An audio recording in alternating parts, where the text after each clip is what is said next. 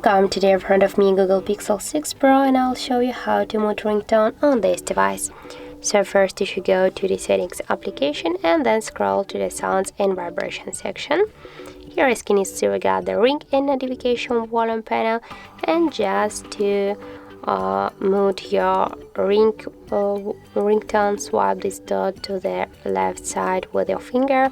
but I suggest you to use the another way, because if you'll do this by this way, you'll mute not only your ringtones and also you will mute your notifications.